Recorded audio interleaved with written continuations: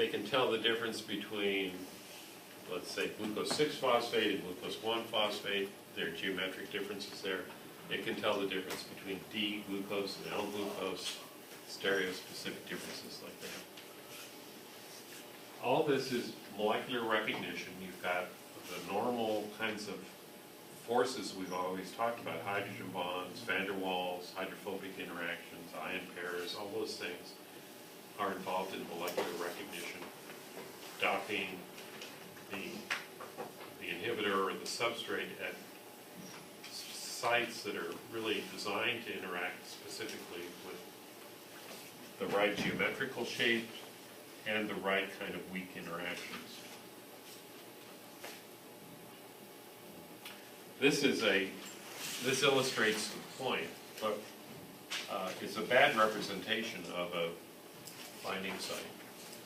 Usually a binding site isn't something so superficial. It's more of a cleft in a fold or it's in a pit or something on the surface, not sticking out so exposed. The shape's complementary to the shape of the substrate.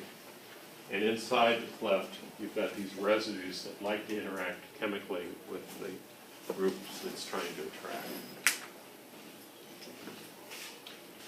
And right away, as enzymes were being discovered and purified and identified, this guy, this chemist, Emil Fischer, put forward this model, which we call the locking hypothesis, which is pretty much like I've drawn it here. The substrate has a particular shape, the enzyme active site has a complementary shape, and the substrate goes into that site like a key goes into a lock. The shapes match.